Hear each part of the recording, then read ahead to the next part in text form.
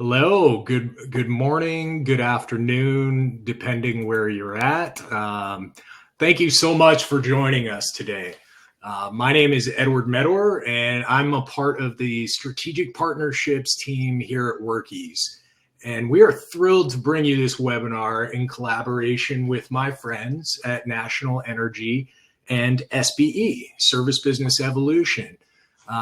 Today, we are bringing to you a very exciting topic, proven tactics to maximize profitability and win big in HVAC. But before we dive in, I did want to give a special thanks to the entire National Energy team who helped make this possible today. A big shout out to all the territory managers who helped promote this event, as well as Aaliyah Lecoyne from the marketing team, Troy Voderek, the general manager of HVAC, and Charles Cotton in Toronto. Your support has been invaluable. And for my friends joining us from Quebec, please forgive me, I'm about to butcher this, but pour mes amis du Québec, nous vous enverrons une copie en français par courriel. What I was trying to say is that we're going to send out a copy of this session translated in French for you because we appreciate you joining us today. And I know it would be painful for you to have to listen to me or Derek try to speak French. But without further ado, thank you all for being here, and let's get started. Derek, I'm gonna pass the baton to you, my friend. Thanks, Edward. My name is Derek. I'm a coach and trainer. Edward said this collaboration with SBE, with Service Business Evolution. I'm one of the coaches and trainers there. And what we do is we help HVAC and plumbing and electrical companies make more money, and doing it in a way that grows overall the operations for whatever the goal is there at the company. Our experience from this comes from, it's not just theoretical for us, where the owners of our company own a residential HVAC company. And this is the blueprint that they followed of how to do that. They actually had quite a bit of growth going from when they bought the company back 15, 16, 17 years ago, from around $1 million a year in revenue to now over $50 million a year in revenue. That's just residential. And many companies that myself and other coaches and trainers have worked with here, again, whatever the goal is for those companies. So I'm going to share my screen. And I know that, like, Edward, you and I can see each other. So, you and I can kind of have a conversation like we do and stuff. But there is a chat function here. And I just always like it if people are engaged. I put hi, everyone, into the chat. So if you can find it there, you can see my message. If you want to say hi back to us, let us know that you're here. And as I'm going through, I would love to hear thoughts, questions, comments. I'm actually going to ask questions along the way so that this is not just me giving a presentation, because Edward, you're right. If I tried to do this in French, that would be bad. But also if I'm just talking like a professor, that's also going to be bad too. It'll be better if it's more engaged and we're having conversations. And then we're also making sure that I'm making it relevant. One more thing that I'll say, speaking of relevancy, is yes, I'm in the United States, but we as a company, we frequently work with HVAC companies in Canada. And I have also been to Canada myself teaching classes on this topic. I've been there teaching classes for technicians and for business. So we're very aware of the relevancy too of the differences between the US and Canada, and all that goes into it. So I am going to make a bold statement that simple works and complicated fails. That's what, Edward, is that a bold statement? What do you think? I think it's super bold. Super bold statement. And this has just been our experience. This was, again, the experience of our owners who scaled up a company. And so I want to try to make this as simple and straightforward as possible for how do we maximize profit and win big. So there's really three things that I want to be very clear about. Step one, how do we get profitable? If we're not profitable, that should be the priority. A lot of the issues that come from being profitable keep us from scaling. And then also the third thing is, how do we make all of that sustainable? So that's my goal, is to go through those three things. It's tough to scale if we're not profitable, because even things like we can't, afford marketing because we're not profitable. We can't, afford the technology that we need, right? If we're not profitable, we can't afford sales training or coaching. These are a lot of issues, right, that keep that company stuck where they're at, of not being able to achieve step one. And if we're not doing all those things, we're never going to scale. So let's talk a little bit about the number one thing that impacts profitability. The number one thing that impacts it is pricing. If pricing is wrong, we'll know this. And when I start meeting with a company, like if I'm starting out a relationship with a HVAC company, the first thing I ask about is their pricing. It'll show up in the margins being wrong. It'll show up in the compensation being wrong. It'll show up in productivity being wrong. Again, like I mentioned, the marketing is going to be wrong. Hiring is going to be wrong. Retention, the brand image and the reputation. And then, yes, the profit. Step one is to get profitable. If all of these things are wrong, the odds of also being profitable with all these things going wrong, it's just not likely. There's not going to be any profitability. So step one, is always kind of fixing pricing.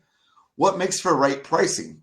So I know I just want to kind of proactively speak to some concerns that I always hear. Well, in our market, we don't want to be overpriced. And my answer is, it's not about that. It's not about being underpriced. It's about being priced correctly and understanding what it is that goes into being priced correctly. So here's just a few things. We're going to break this down, and I'm going to give some examples. But if we want to be priced correctly, first we need to know the goals. Do we understand the KPIs of what a profitable HVAC company looks like? Do we understand what our targets are for some of the things that I mentioned? I'm going to help us with that. Do we know some of the data in our company? This is where a lot of the tracking and measuring comes in. And what is the pricing strategy? Are we trying to be flat rate? Are we trying to be hourly? Are we trying to be cost plus? How does it all add up together to spit out a price to the customer? And then also, who is the customer? The areas that we're going after, the type of customer, all of these things factor into who we're trying to be, and how does correct pricing come out of it. It's our opinion, that the goal for an HVAC company should be, and this is very, very doable, the goal should be, when I say get profitable, to have a 15 to 20% net. What does that mean? It means if we did $1 million in revenue, we would have left over $150,000 to $200,000. Right? That's just an example of what that would mean. Imagine that scenario. What could we do with that $150,000 to $200,000? Imagine the reinvestment into the company, the upgrades, everything else all the problems that money could help solve. In a business, money solves problems. There's very few problems that money's not going to solve in a business. And so it's the net profit. We need that money to solve the problems. So how do we get a 15 to 20% net? Here's some targets. When we run service, when we're out there doing the repairs and the maintenances and the tune-ups, we want to have a target of a 65% margin. When we're selling equipment, we want to have a target of a 45% margin. Why? Because equipment often is seasonal. It's not something that stays consistent throughout the year. There's high times and low times for that. Some of it's out of our control, like the weather. The thing that we do year round, though, is we run calls. So we need to have consistent profit margins on our calls to cover the overhead, because the overhead doesn't fluctuate. The rent, the vehicles, the gas, the wage, everything stays consistent whether you're selling equipment or not. So we need to have a strategy that we can cover the bills year round. And I mentioned compensation. It's going to be, again, in our experience, almost impossible, if not impossible, to hit that net profitability target if the wage to revenue, if the compensation is out of alignment. And what I mean by that is the technicians make in comparison to the revenue they generate, that alignment. And we want to see that as at worst 20%. I got a question from Tom, which I love this. Please, I have the chat open. I want questions about any of this. So Tom says that when you say service, does that include the yearly member tune-ups? Yes, Tom. So any type of call where we're dispatching, we're sending a technician out to someone's house, we want to have that 65% margin target. So the tune-ups, the maintenance, and the demand calls.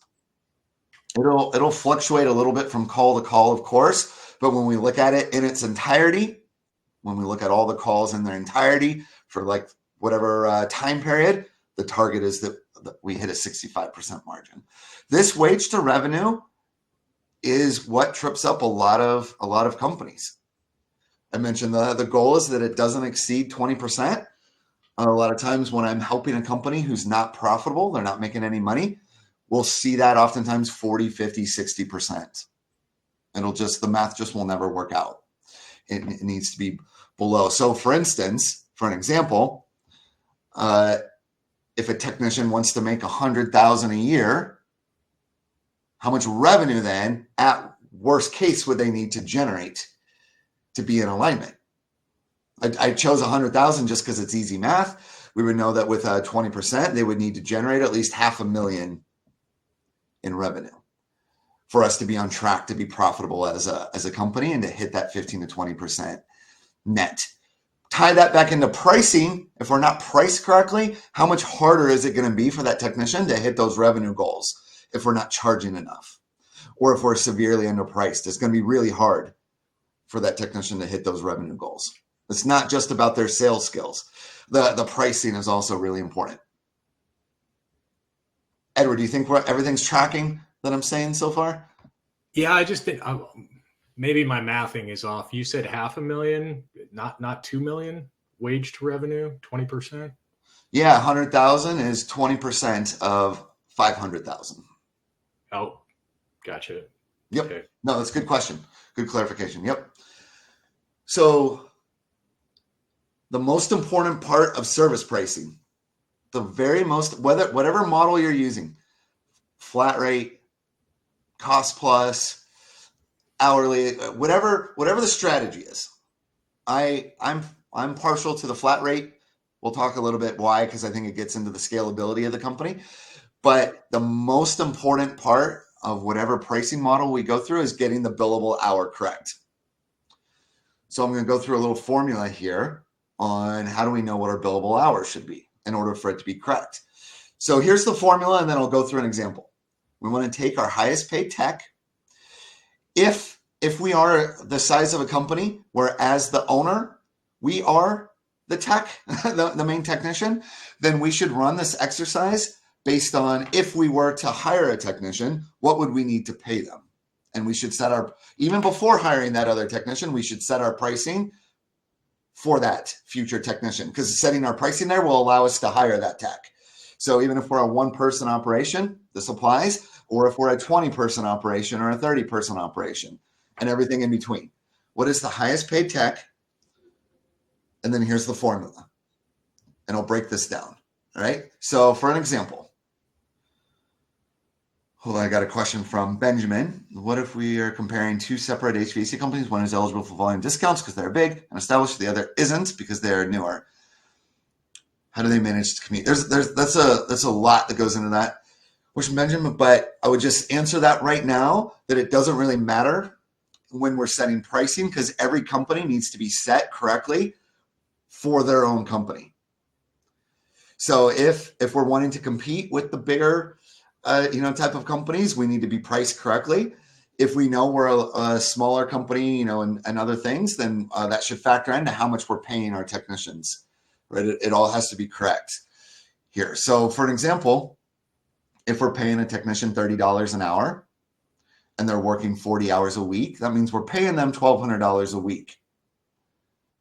If we looked at that wage to revenue formula I was talking about, how much revenue then would that technician need to generate back to be in alignment?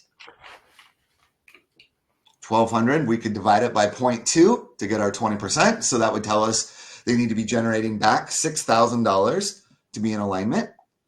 So then how do we set our billable hour so that's even possible?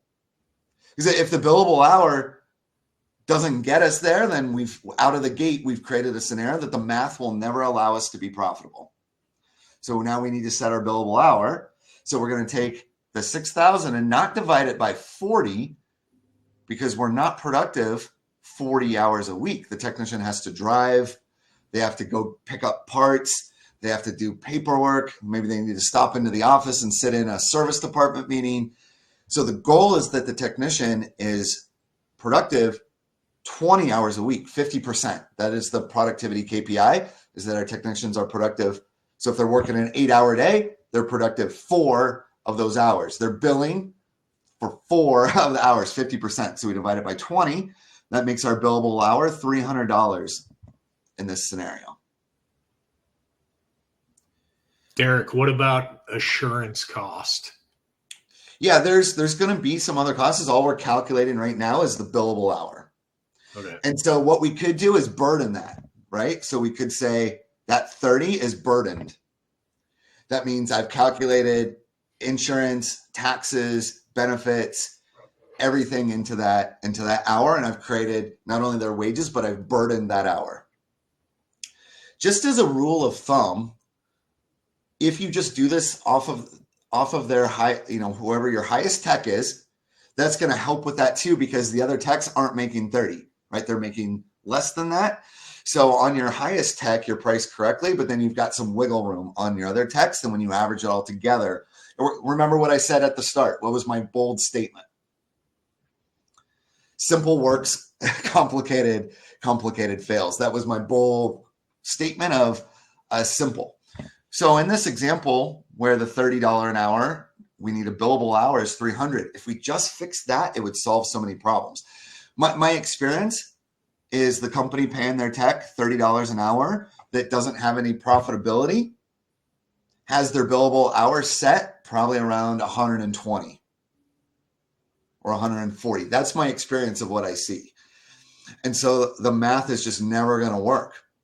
That technician was kind of set up to fail from the beginning. What if I'm an owner operator, right? And I'm teetering along where I'm getting ready to start hiring some employees. Like, I guess the math is still all the same. It's Should still I the base, math. like, I'm the highest paid technician right now. I know I got to put a roof over my head. I got to pay all my expenses. I should base that off of my earnings being the highest. If you're paying yourself like a technician, but that's not usually my experience of the owner operator. The owner operator is oftentimes operating at a severe discount to keep the business viable.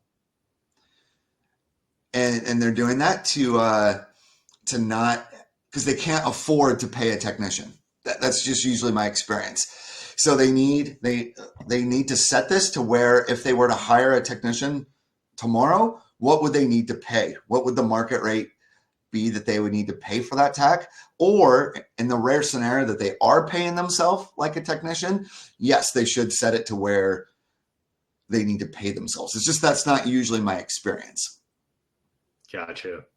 The questions are great, by the way, guys. If you haven't figured out where the chat function is, it's in the lower right-hand corner of your screen, but we do have another question from Tom. So when factoring in your 65% GP for service, how much markup are you typically seeing companies put on parts? Yes. So, especially if we're doing like a flat rate type of pricing or another type of pricing, how we would finish this out is first, again, the most important thing is the billable hour. That's where most companies are missing the mark and not making a profit.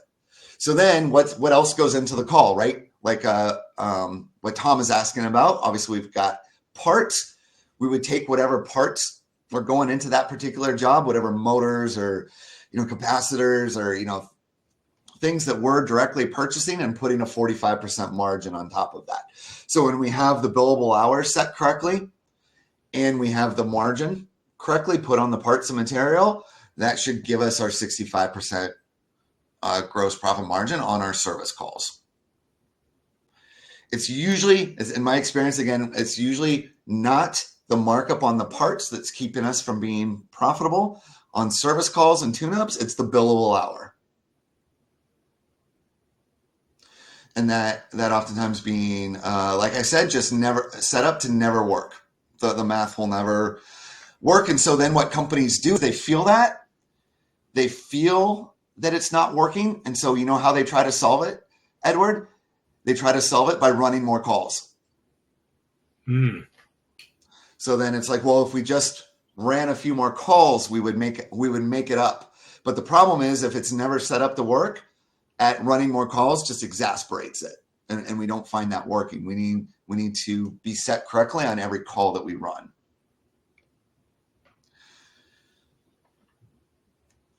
All right, so just to reinforce, the billable hour in this scenario should be at minimum 300 if the highest tech makes $30 an hour. The question from Nikhil is a great question. Is my math based on urban settings, or would it work in smaller regions? Nikhil, this math here has absolutely nothing to do with where anyone is located. It's based completely on what you're paying your technician. So if your area, the technicians can make less, then your billable hour will be less. If you're in an urban area where technicians have to make more, then your billable hour is going to be more. So it's 100% based on what you're paying your technician. Because if we're trying to pay this amount but charge this amount, it's never going to work. So it's not based on those settings. It's based on what the technician is being paid. And that's why you said if your pricing is wrong, pretty much everything's going to be wrong, right? If your pricing is wrong, everything will be wrong. Yes. Okay, so that was service, right? So equipment, right? I mentioned we need to target at minimum a 45% gross margin. Why 45%? Because again, if we look at like the overhead and the the direct costs and everything like that, and if we want to end up all said and done at the end of the year, look back at our company and we had a nice 15 to 20% net, or at least a double-digit net profit, because again, we need that money to scale the company and grow the company. We're going to have to see at least a 45% margin on our equipment sales and our installs. So how do we do our equipment pricing? We want to add up all the direct expenses, equipment, labor, commissions, parts, materials, permits. If we're in a market where we have a lot of rooftop units, that's where I just lived for the last 15 years, was in a market where there are a lot of rooftop package units. You need a crane to come out there and pull the unit off the roof and put the new unit on there. And that all needs to be factored in here. So we take all of the direct costs that go into doing that job, add them all up. In order to get that 45% profit margin, it means whatever that number is, divide it by 0.55. That's how the math works for doing margins. That number is going to give us what we call the minimum sell price. So let's just say that minimum sell price, we added up everything, commissions, all of that, everything that goes into it. We did a 45% margin, meaning we took that and divided it by 0.55. And I'm going to make up a number. It gives us $7,000, pops out. That means that we cannot sell it for a cent less than $7. So that gives us our minimum sell price. Okay, so then once we have our minimum sell price, now we want to create a retail price for this. And this again, I think is kind of like maybe a secret strategy, or a key strategy or something like that too, of understanding what the minimum sell price is. That keeps us out of trouble to where we're selling jobs where we don't make any money on it, or even we lose money. So knowing that, but then creating a retail price, because there's going to be other things that we need to be aware of. Things like a lot of people can't afford these days to just tune over $6,000, $7,000, $10,000, $12,000. So if we want to be able to provide payment plans, which I'm going to talk about more, we need to work that into the price. So we need to create a retail price. So like if I'm building an equipment price book, I figure out the minimum sell price, which is a 45% margin. I add 1,000 to 2,000, kind of depending on the price. And then we want to create some bundles for the customer. All right, this is how we get into other add-on services at our company. The best time to do that is at the point of sale of a new system, kind of creating options for the customer. Customers love to have options. They want to know kind of everything that's going on there at their house. Did we ask all the questions to uncover all the potential problems? Tom, a wage to revenue is 20% for a technician. And I know a lot of times in Canada, from my experience being there, you guys oftentimes use a lot what we call a combination tech, where it means they run calls and they do installs. That's not as common in the US. That's usually a separate job function. Our technicians run calls, they sell things, the installers come in behind. Some companies do it that way in Canada as well. But that wage to revenue is specifically on revenue generators, because an installer technically doesn't generate revenue. So they're not going to have a wage to revenue ratio. The installer does work that somebody else sold. So even if that technician is a combination tech, they sold it and then they went and performed the work, and those are two different functions. I'm fearful that doesn't make a lot of sense the way I'm explaining it, but we can only do a wage to revenue comparison on people that generate revenue.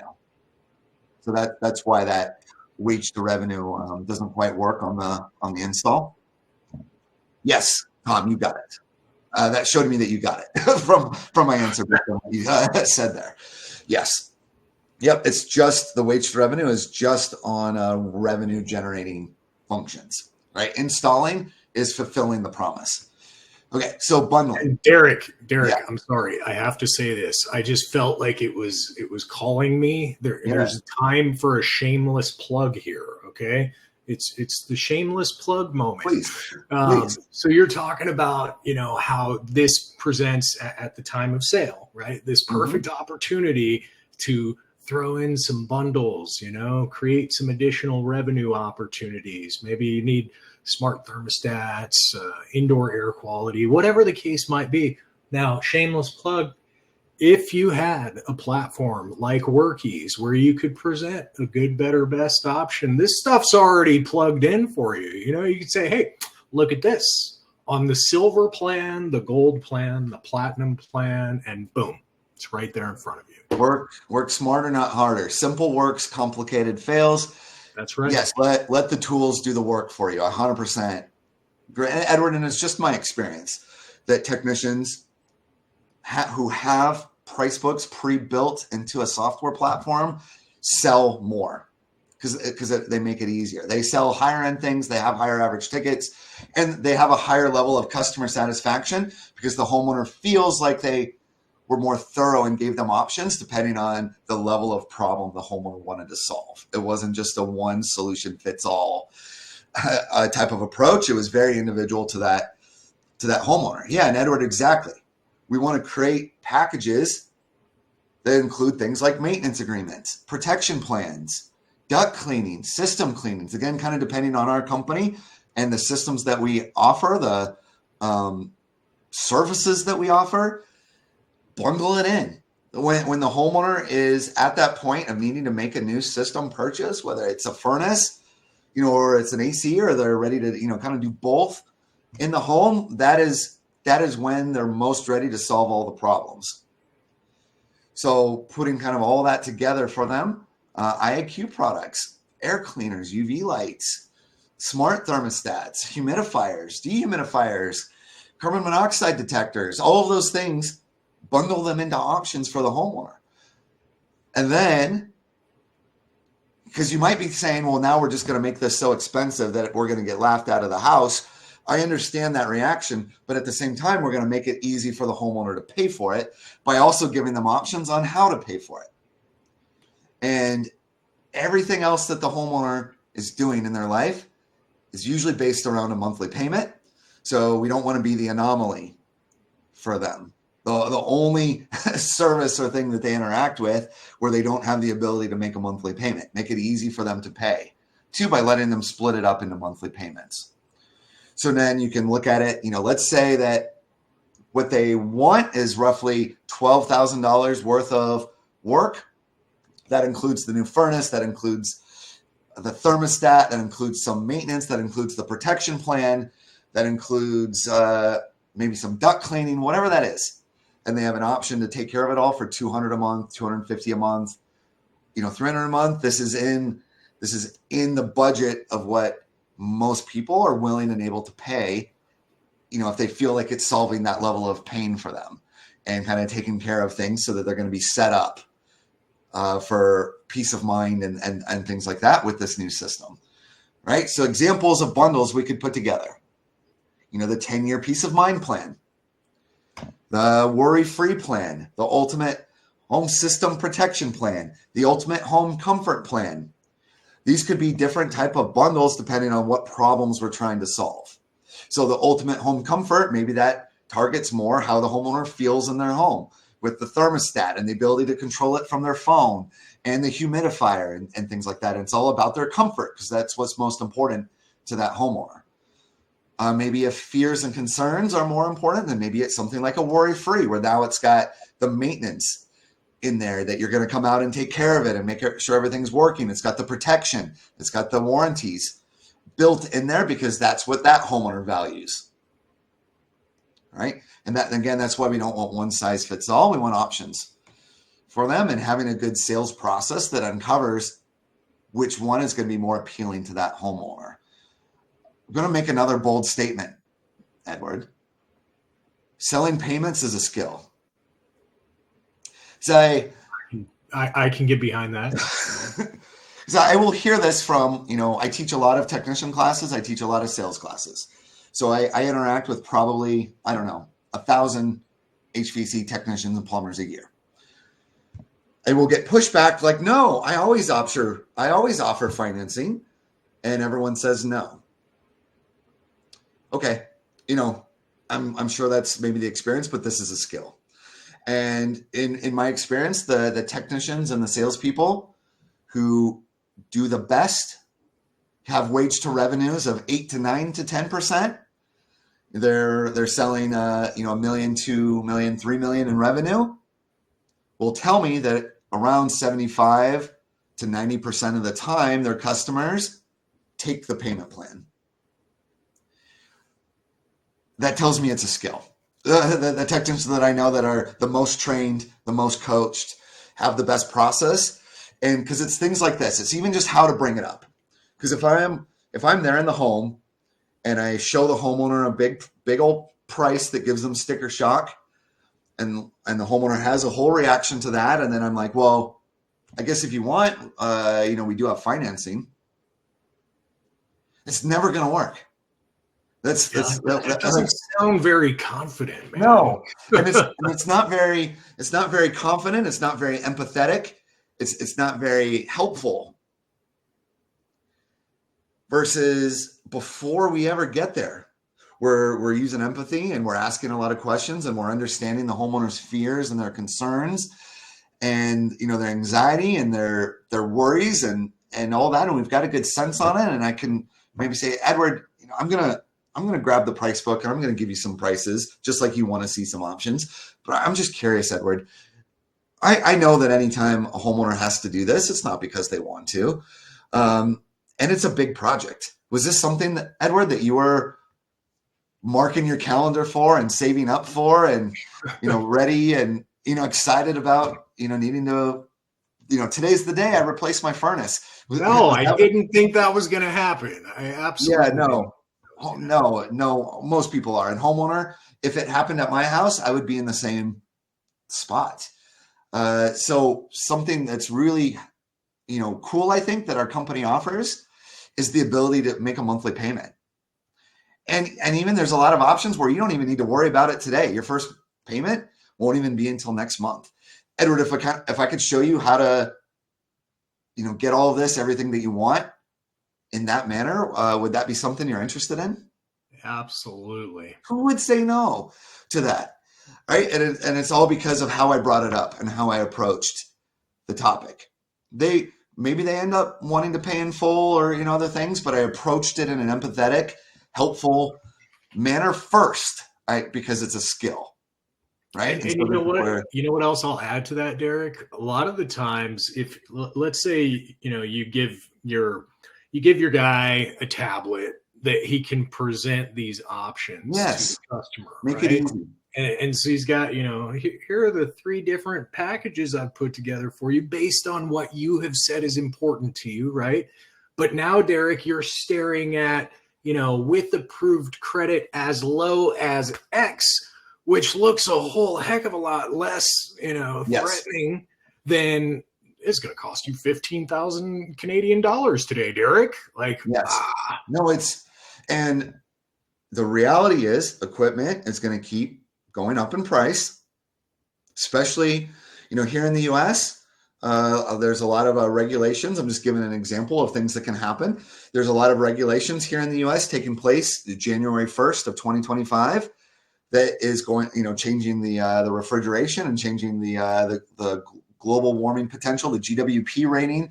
There's a lot of changes happening here. 2025 here in the US, equipment's going to be about 30% more than it was this year. And I'm sure Canada has their own versions of things, going that way. And I've had those conversations with people in Canada. So it's a skill that is necessary, learning how to bring up monthly payments and move again 75, 80, 90% of our transactions to a monthly payment. That's yeah, just the way. you're right. And Canada is phasing out HFCs. So Mm-hmm. starting Yep. January 2025. That's how it is here in the US. Starting January 1st, 2025, the equipment that's being manufactured right now is not the equipment that's going to be sold. It's going to be all different. And because of everything that goes into it, it's going to be, there's going to be a cost, that goes into it. So this is a skill, that is necessary. Okay. I'm going to be on the back end here. There's just a couple more things I want to talk about. But if anyone is listening to this and they are not in this moment profitable, nothing else matters other than to get profitable. Once we're profitable, the next thing is to get scalable. What does it mean to scale a company? I feel like this is kind of like a classic stereotype of a person sitting in a boardroom and someone pitches an idea and then someone's like, but is it scalable? I think it's going to become a little bit of like a meme. What does it actually mean to scale a company? I kind of have an answer here, which is building a framework that doesn't rely on the owner. I think that's my HVAC or plumbing specific version. What does it mean when the business relies on the owner? I'll give some examples. It means that anyone out in the field has to call to get the price. To your point, Edward, they don't have a software platform that just allows them to, have the pricing in there, and there's a bottleneck. It means the owner is answering the phone. It means the owner has to be involved in the install. The owner has to prep the install. The owner has to do all the marketing. That's a bottleneck. There's a capacity limit of how big that company will ever get if everything goes through the owner. Yeah, Bastian, you're 100% right. And that point, though, it's just a job for that person. It's not a company. So in order to scale, you have to build a company that doesn't rely on the owner. And that might be like one or two key people, because that will never scale because there's only so much capacity and time that one person has. So here's some examples. It means you would need to hire and train a high performing team. You have other people that can answer the phone. You have other people that can run calls. You have other people that can do installs. It means you're expanding your reach in your customer base. It doesn't just mean you serve the same customers every year. That's not a scaling company. It means you're elevating your customer service. It means you have updated, just to your point, Edward, it wasn't a shameless plug. It's a necessity. You need a consistent and updated price book that everybody has. You need easy invoicing and ability to take payments. Everyone out in the field, in order to scale, right? If that's the goal, If the goal is, here we're at 1, and next year we want to be at 2, and the next year we want to be at 3, or if it's here we're at 1, we want to be at 5, and then we want to be at 10, whatever it is, that's scaling. This is a huge bottleneck, invoicing and the ability to take payments. I mean, we want this to be as easy as possible. I'll do a shameless plug for you, Edward. That reminds me real quick. So based on what you just said, I visit a lot of distributor locations. So I was recently visiting a distributor, and they told me that they had 25 field technicians, and every time they needed to process a credit card, they had to call into the office to charge the card. How scalable am I going to be continuing with that practice? Yeah, it's tough, right? It's a bottleneck. Yeah. Right. Inventory management tracking. This will keep us from being scalable if we don't have a good process for how we track inventory and purchase inventory and know what we have. Because it might work when we have 3 people, but it's probably not going to work when we have 10 people or 15 people or 20 people, right? Everything might work keeping it all in our head when we have 1 or 2 people, but that's not scalable. Because again, we need something that doesn't rely on the owner. Customer tracking and notes and history. If we only have 300 customers, maybe we can keep some of that in our head. Mrs. Smith, she likes this. Mr. Thomas, he likes this. And, but if we want to scale this, we need a reliable way to have again, Edward, this would be a plug for you as well with Workies and the ability to do that and ultimately be able to look. Mrs. Smith calls, immediately her profile pops up, her work history pops up, her notes pop up. That means that anyone who's answering the phone has access to all the info. This is how we scale. Oh, right? I love that feature, because so often when I'm talking to someone who has yet to implement a system like Workies, they tell me, oh, well, I mean, we have the information. We can go back and look through our notes. I'm like, that's not scalable. Derek's talking about scalability here, right? Nope. So even if you didn't install the equipment, right? Mm-hmm. Somebody else did, you're out there on a service call. Wouldn't it be nice at that very moment in time to take a photo of the serial name plate, put in all that information, boom, it's on your customer record forever and ever and ever. Yep. Part of being scalable is that if a tech leaves, it doesn't set us back. If a person with a lot of institutional knowledge leaves, it doesn't set us back, because we lose that customer history because it's all in one person's head, or something like that. It means we can continue to move forward, and it's technology that we need to be utilizing to scale a company, right? Phone systems. Right. Again, I work with a lot of companies who are still kind of in that 1, 2, 3 person mode. And I always ask, if a phone were to ring while you're in the middle of an install, what happens? I just asked a company this like yesterday or the day before. They've been stuck. They've just been stuck and they can't scale. So that was my question. If you're out in the middle of doing an install and the phone rings, what happens? And they said, well, I'll get back to them. And I'm like, too late. They already called 3 other companies. Oh, right? You're speaking my geek language right now. I could talk about phone systems all day long. Yeah, it's not scalable, right? We need a phone system, and that includes flawless appointment scheduling, so we're not making mistakes. Dispatching. This is a partial list.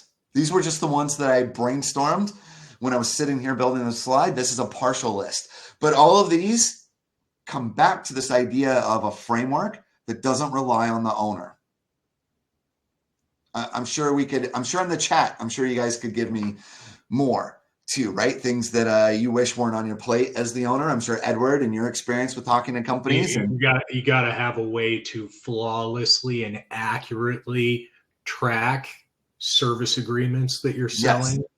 I mean, that one pops up all the time. I was talking to a company owner the other day that said every Friday the girls in the office will sit there and make phone calls to customers whose service agreements are ready to expire and trying to get them to renew and trying to get credit card information. Like, wow, Yeah, that's that's tough. painful.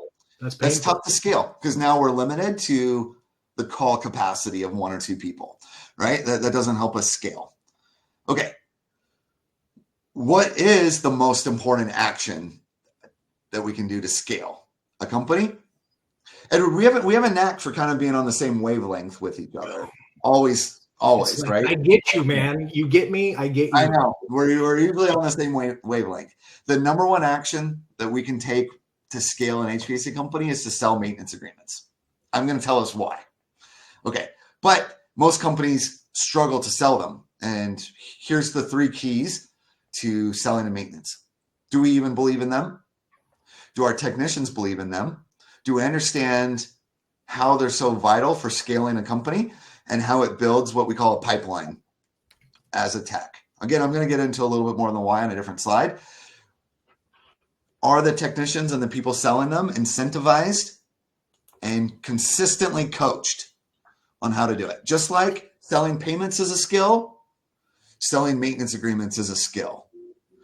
I know some technicians that have a 50 to 60% close rate on selling maintenance agreements. If you send them to 1,000 homes in a year, they will come back to you with 500 to 600 maintenance agreements. It's a skill. They're really good at it. A lot of times, though, the approach, because we've never been coached on how to do it, the approach is like a door-to-door salesperson, where it's kind of like, hey, by the way, before I leave, could I interest you in a maintenance agreement? And it's not consistently applied. We've got a question from Tom. If we have a $30 an hour tech in my example, and that tech is doing a lot of maintenance calls, their charge for that one furnace tune-up would be $450. Yes, Tom, that would need to be roughly where a maintenance agreement. Our KPI right now on maintenance agreements, which is kind of what you're calling a furnace tune-up. We call that a maintenance visit. It needs to be somewhere around 400 to 450, or we're probably not making money. It's just it's based on what we're paying our techs and what fuel costs and everything costs to send that tech out there. Again, I would need to specifically know all the info at your specific company, but just ballparking, that's what I'm seeing. Especially for Canadian currency, around 450, a little less than the US on the US dollars. Yeah, great question. Coach, selling maintenance is a skill. And then do we follow a consistent process that uncovers so that the homeowner views the maintenance agreement as a solution to a problem, not an add-on where the company is just trying to make more money. All right. If the homeowner views it as that, then that's going to be tough, but it actually solves a problem for the homeowner. Yeah, Tom, it makes sense, right? You sell a lot of maintenance, so you probably see that. That's the second piece of it, Tom. It's one thing to sell a lot of a maintenance, which you need to do first. And then the second thing is what happens when we go run those calls. And our technicians have a process where they're incentivized and coached on doing a really, really good job. Hey, I had a question for you Yeah. because it popped up, and I'm interested to know what you have to say about that. So the average spiff, I'm not quite sure what it is in Canada, but in the US, like $10 to $20. Kelsey had said that. So it doesn't really make me all that excited to sell one. Like, how do we address that? Yeah, there's actually that's a great question. Yeah, Kelsey commented in here. Kelsey's as the head here at our company, that what we usually see is that companies are maybe spiffing $10, $15, $20, and that doesn't really push the needle forward. The answer to this, I actually kind of gave the answer earlier. We just kind of have to read into what I said. But remember, I said the wage to revenue needs to be 20% or less. So that tells us that we could spiff up to 20% here on this item, and that's usually what we see, somewhere around a 20% spiff on whatever the price of the maintenance agreement gets everyone excited about it, and puts it front of mind as a really good opportunity for the technician to sell. So again, just using easy math, If we're selling it at $200, the spiff would be 40. That would be a 20% spiff. In my experience right now, $200 is at the low end of what companies are charging for these maintenance agreements. But just to use easy math, that would kind of give us an example there. Okay. The maintenance agreement must be the solution to the homeowner's pain. Bastian, I do see your question in there. That's a really tough one for me because that's getting a little out of operational here. Because my answer to that is why is the company going bankrupt, right? And I kind of started with step one, we need to get profitable. So if we're not doing things that are running us bankrupt, we need to go back to square one and get profitable first. And that's because if a company sells a bunch of them and then goes out of business, that is a huge liability and a problem that they can't follow through on that, and the homeowners might have recourse to go after refunds or chargebacks from their bank and things like that. But that's kind of outside of my scope of expertise. That sounds like a lawyer needs to get involved there. Okay, last thing. Make it sustainable. And then also there's going to be time here for Q&A too, if I missed any questions. I'm just going to be real quick here. What does it mean to have a sustainable HVAC company? We know our purpose. We have the right people. We understand our product. We have all the processes that I talked about, and we're profitable sustainably, right? We're not focusing on short-term profit for long-term loss, like the shiny, flashy thing that's going to make us a little bit of money next week, but doesn't set us up for long-term type of success. That we have a plan that covers all these things, right? So, for example, this is the demand calls at a particular HVAC company. They're in an air conditioning market. So if you're in a heat furnace market, yours is a little inverse of this. Your peak is the valley. The peak here is your valley. But let's just look at this from an example. Is this a sustainable company? If this is their call volume that they're running throughout the year, is this a sustainable company? I would say no. This is not sustainable because we don't have a good probably plan here to be profitable year round, to be staffed year round. So how do we take? And this is a company that's entirely dependent on the weather. Here, this graph shows demand calls in a 12-month period. So how do we build sustainability into this business model? It's all the things that I talked about. We get really focused here and sell maintenance agreements, right? I said the number one thing to do to get scalable is to sell maintenance. We get really focused here and sell maintenance so that the rest of the year and for years moving forward looks like this. So now we still have our demand. It's still going to peak in our demand season. The light green is running maintenances. The blue is marketing, where we market maybe a one-time tune-up to bring in new customers. And now we're busy and profitable year round. So what is the key to all this? That we're priced correctly, right? So this is what sustainability looks like. This doesn't happen overnight. We have to get profitable, do the things that help us scale, and then create a sustainable business model such as this. So I'm wrapping up and then I'll take questions. Here's the action plan. The biggest thing that you could do that would have the most impact on your business right now is to fix your pricing. Again, you don't have to be old school with calculators and pencils and paper. Again, I'll do the plugging for Workies, a software that has a price book feature built into it that would help you get your pricing correct and then make it correct across the whole platform, and then everybody has it. All right. And we don't have technicians inventing pricing and discounts on the fly. We want to sell maintenance now as the owner, right? We want to, by getting scalable as the owner, we don't want things to rely on us. So your number one job should be to scale your company. Create the systems and the tools so that the business doesn't go through you. We want to think about hiring and training, tracking and measuring everything, create those systems that remove yourself. We want to bundle up all of our sales, create a lot of options, and set very clear priorities. I'm going to put this slide up here. This is what we help companies do Edward, this is what you help companies do. This is our wheelhouse. If someone would like to talk to me further about how that could specifically help at their company, I would be happy to talk to you. You can pull out your phone and scan this QR code and schedule a time. And I'd be happy to actually hear more about your individual situation and your company there and see if there's ways to help. So I'll leave this up here for a second. Jason has a question. What is the average maintenance tune-up cost? So Jason, in Canadian conversion, I would say somewhere around 300 to 325 is kind of where I see the average.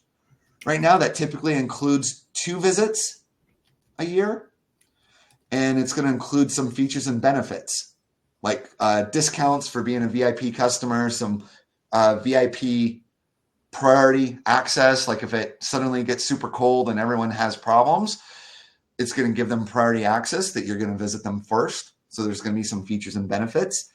Edward linked actually a whole entire webinar that he and I did on this topic in there as well. So look for that in the chat if you want to see us talk about this topic for like 40 minutes straight. That'll give you a lot of info about it. We love to talk for 40 minutes straight. Yeah. All the time. Tom, in the example of $300 hour, let's say that was the charge. Tech goes on this call, renews, the charge on this. They could earn. No, Tom, they would get 20% for selling the $300 furnace maintenance. So they would get their 20% from that, which would be 10% is 30, 20% is $60 from it. And then they're incentivized to do a really good job on that so that the homeowner wants to renew it and spend the $300 again. So then they could get incentivized again. And then that would keep them in alignment with the 20% wage to revenue. Because of that $300 they sold, they took 60 of it, which keeps them on track for the wage to revenue. Good questions. Yeah. Well, I wanted to circle back to a question Bastian had asked, and I know you're not a lawyer. You are many things, Derek, but you are not a lawyer. What would you recommend, though, if, like, in your particular area, a lot of consumers were starting to, build this lack of trust towards HVAC companies because they're selling them a 10-year plan, going out of business? I mean, like, what are you going to do? Obviously, you've got a hurdle to overcome. Mm-hmm. How are you going to do that? Yeah, it's going to be in the entire interaction that the homeowner has with the company. That's where trust comes from, right? This is just making assumptions, but if I called, let's say in your market, the market that we're talking about, and let's say I just called 30 companies. And let's say I pretended to be a homeowner and went through the whole kind of process, I could probably guess which of those 30s are the ones that are going to go bankrupt, right? And I think that speaks to the homeowner's level of trust just from the overall interaction. For one, did someone actually answer the phone? Or did I have to leave a voicemail and then someone, returned my call at some point? That is a piece of trust. This is part of scaling up the company. Did someone answer on the first ring? Were they trained in how to answer the phone? Did they ask me good questions and take good notes? Did that info get relayed to the technician? All of these things are going to be the signs of a company that has their operations together and is likely going to be around in 10 years. Yeah. A company kind of on the fly, kind of making it up as they go along. And I get one story from the person on the phone. I get one story from the person that shows up. They can't give me transparent pricing. They got to call the office and, there's kind of like a back and forth, and I don't that's where trust goes down. So, unfortunately, this is just, whether it's about the 10-year plans, that's kind of, in my opinion, that's kind of beside the point. People just don't trust technicians in general. You have to give them a reason to trust you. And it starts with the marketing for the company, the phone call, the scheduling, the dispatching. Does the technician give them a call ahead and start with a relationship and ask good questions? And does the technician have empathy and listen and have a process for what to do at the house? Do they have the tablet with very clear, transparent pricing options and empathy and the ability to offer monthly payments? And all of those things, it's not, in my opinion, about the 10-year protection plan. That is just a symptom of likely a lot of other things that weren't very trustworthy about that company in the beginning. Yeah, and Dave just mentioned how in his area that there's companies out there that are red tagging furnaces that are 12 years or older, and they're not actually cracked, and they're trying to sell them new equipment. For what it's worth, I'll throw out my 2 cents. I would actually take that as like a benefit that I'm going to use to my advantage. I'm going to go out there and bring those things up to customers. I'm going to share that with them. I'm going to say, look, I get it. I understand. It's incredibly frustrating. Here are all the unscrupulous things that some of my competitors are doing. And I'm going to use that, to my advantage to try to establish that trust and make them feel warm and fuzzy. I had spent about a decade working with this really big franchise organization that had this whole model, in their HVAC business of rolling out the red carpet. They had this white gloves approach. They put booties on their boots. And, it was just this feeling that they wanted to give a customer that, gosh darn it, to your point earlier, Derek, I didn't plan on spending 15 grand today, but if I have to, it's going to be the best 15 grand I've ever spent, So yeah, and Edward, you don't even need to spend it today. I'll get you a monthly payment, and you can make your first payment next month. For sure. Well, I just wanted to thank everyone. We're at the top of the hour. We're going a little bit over here. One last question we're going to field from Jason. How do we navigate the 300 billable hour? I can see a lot of homeowners. I would love to answer that question. Jason, so I'm not being sarcastic or anything. The answer is you don't. So, this is the ingredients in the kitchen. What the homeowner needs to know is, what is the price for that service? So this again is why I am an advocate of flat rate pricing. So they don't need to know the breakdown of labor versus parts versus markups. Because again, you'll run into that issue too of, let's say, a capacitor or a contactor that they look it up online and it's a $20 part or a $13 part. They don't, you're not selling parts. You're not selling labor. That's not the business that you're in. You're providing a service. And so your pricing needs to be open and transparent, and that if I'm at this house or I'm at this house or I'm at this house, the price is the same for that service. That's what I mean about transparent pricing. It's not like I'm coming up with it based on the type of the house, and which if I'm calling the office and magically coming up with a price, that's how it can come across to the homeowner. Versus if I open up my tablet, I pull up that particular service, there's a price that goes into it. And that billable hour was just calculated of how I arrived at that price.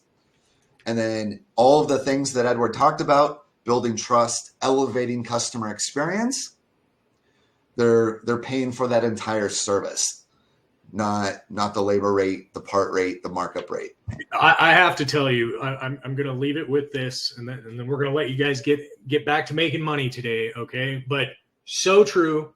I experienced that myself this year. I had someone come out for a repair on my HVAC system, and he wasn't using flat rate. I almost went bananas because I was staring at the billable hour and the time that he was billing me for, when I know, in fact, it took him 20 minutes to do the job, right? Yep. But he was billing me for 2 hours on the invoice for 2 hours. So to your point, Derek, it's insane. Don't do that. Like, you are selling the service as a whole, okay? Flat rate is the way to go. I'm telling you right now, it might seem a little foreign, but it is the way to go. Your customers will appreciate it. Yeah. I know I would have appreciated it because I don't know what the parts cost. I don't know what any of that costs. You're selling the cake, not the ingredients of the cake. Yep. And we can absolutely help you get flat rate implemented. I mean, everything Derek's been mentioning today, I mean, these are things that we can do inside of Workies. So I inserted a link. I'm going to pop it in here one more time. if you'd like to schedule a demo of Workies, and we can talk more about how we could help, fit within your business, we'd love to show you that. Don't be confused by the link. We are a Train partner with National Energy, so it says Train on it. Even if you're in the prairies, I know there's not a Train affiliation there, but we're happy to walk through that demo with you. I just want to thank all of you again so very much for giving us your time today, and have an amazing rest of your afternoon.